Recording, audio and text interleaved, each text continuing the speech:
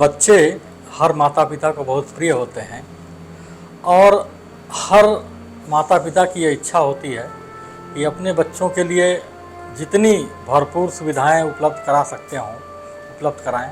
वो उनके लिए सारे संसाधन उपलब्ध कराते हैं, खाने पीने की जो भी व्यवस्था होती है वो करते हैं।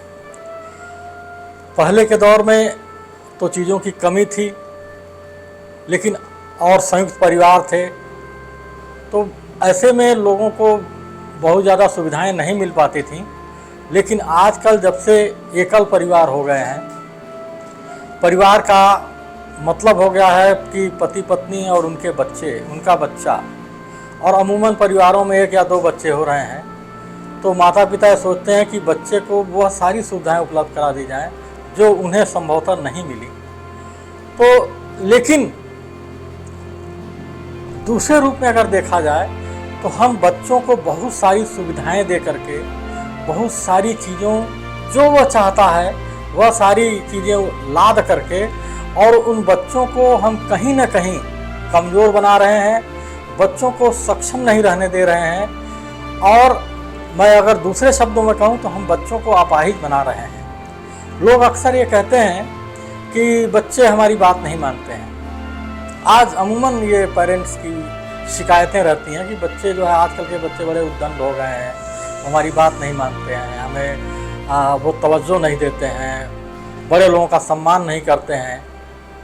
और यह शिकायतें आम फाहम होती जा रही हैं। क्या आपने सोचा है कभी कि ऐसा क्यों है? क्या इसके जिम्मेदार हम माता पिता तो नहीं हैं, जिन्होंने बच्चों को सारी सुविधाएं, अवांछित सुविधाएं भी मैं कहूँ, उपलब्ध करा करके उनको कमज़ोर बना दिया है। और यही नहीं, उनको उन चीज़ों की कीमत नहीं पता है कि यह चीज़ माता पिता हमारे किस कठिन परिश्रम से, किस कठिनाई के द्वारा उपलब्ध करा रहे हैं। बच्चे उन चीज़ों का महत्व नहीं समझ रहे हैं। इसी में मैं एक आपको कहानी सुनाना चाहता हूँ। ये कहानी कृषि जगत से जुड़ी हुई है, गांव और किसान से जुड़ी हुई है। हम सब लोग अमूमन शहर के रहने वाले लोग गांव से ही आए हुए हैं। तो जिसमें श्रम की महत्ता के बारे में बताया गया है कि बच्चों को हम लोग श्रम से किस तरह विमुख कर रहे हैं, हर चीज़ रेडीमेड उपलब्ध करा दे रहे हैं। तो बच्चे न तो माता पिता के परिश्रम का महत्व समझ रहे हैं, न श्रम की महत्ता को समझ रहे हैं। कन्फ्यूशियस चीन के बहुत बड़े दार्शनिक हुए, उन्होंने ताओ धर्म की स्थापना भी की थी। तो एक बार कन्फ्यूशियस अपने शिष्यों के साथ किसी गांव की ओर जा रहे थे। तो गांव में उन्होंने एक खेत में देखा कि एक किसान अपने बेटे के साथ सिंचाई कर रहा था।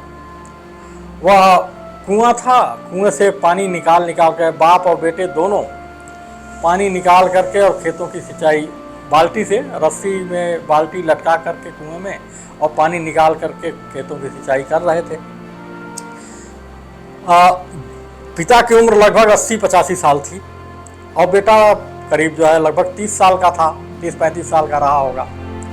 तो कन्फ्यूशियस किसान के पास गए और उन्होंने कहा, भाई ये तुम आजकल जब सारे लोग सिंचाई घोड़ों से या बैलों से रहट के द्वारा कर रहे हैं, तो तुम मशीनों का प्रयोग करके कर रहे हैं, तो तुम आज के युग में सिंचाई क्यों बाल्टी के द्वारा जो है रस्सी से निकलवा करके कर रहे हो?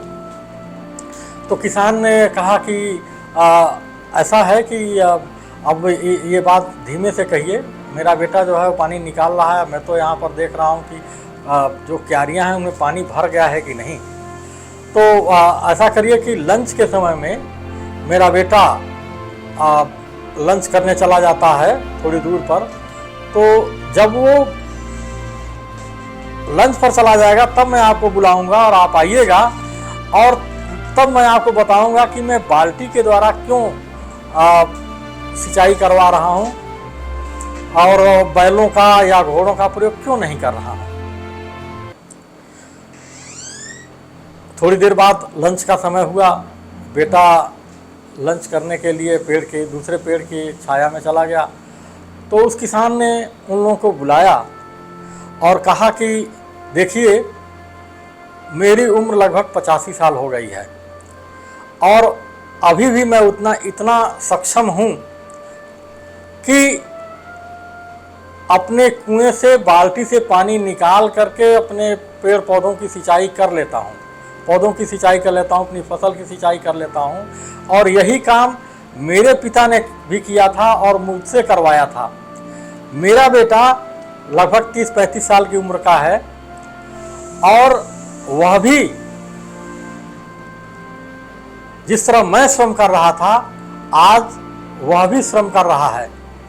मैं चाहूँ तो मुझे पता है कि घोड़ों से या बैलों के द्वारा रहट चला करके सिंचाई की जा सकती है, लेकिन मैं यह नहीं चाहता कि मेरी उम्र तक पहुंचने से पहले मेरा बेटा फिजिकली इतना कमज़ोर हो जाए, इतना वह शारीरिक रूप से कमज़ोर हो जाए कि वह जो है इस तरह के काम ना कर सके। इसलिए मैं अपने बेटे को श्रम की महत्ता सिखाने के लिए और मेरी उम्र आने तक भी मजबूत बने रहने के लिए मैं उससे इस तरह का श्रम करवा रहा हूँ और साथ ही साथ खुद भी लगा हुआ हूँ। और देखिए मैं फिजिकली कितना फिट हूँ, मैं इतना सक्षम हूँ कि मैं बाल्टी कुएं से निकाल करके इस उम्र में भी सिंचाई कर सकता हूँ। तो मैं नहीं चाहता कि मेरा बेटा जो है मेरी उम्र तक आते आते कमज़ोर हो जाए और श्रम उसका शरीर करने लायक ना रहे। तो इस बात को सुन करके कन्फ्यूशियस को हैरानी नहीं हुई। इस बात को सुन करके उनको श्रम की महत्ता का महत्व समझ में आया। उन्होंने श्रम की जो महत्ता के बारे में उस पिता ने बताया। तो ये शरीर जो है एक मशीन है। इस मशीन को अगर हम लेथार्जिक बना देंगे, इसको कमज़ोर बना देंगे, इसको हम उपयोग में नहीं लाएंगे। जैसे कोई भी लोहे की भी मशीन होती है, उस मशीन का अगर सदुपयोग ना हो, वह मशीन चले नहीं तो कुछ दिन बाद उसमें जंग लग जाती है, उसके कल पुर्जे जो है जंग लग जाती है, वो घिस जाते हैं। और जैसे ही आप मशीन को आप 10-5 साल बाद ऐसे ही रख दीजिए और उसके बाद उसका जो है जब उपयोग करने चलेंगे तो पता चला कि जैसे ही आपने स्टार्ट किया सब कुछ उसका टूट के बिखर गया। तो ऐसे ही हमारा शरीर है। हम अपने बच्चों को जिस तरह लालन पालन पोषण कर रहे हैं, ठीक है, हम उनके वेलविशर हैं, हम चाहते हैं कि उनका काम भी हम खुद कर दें। और जाहिर सी बात है कि आज के माता पिता यह काम कर रहे हैं।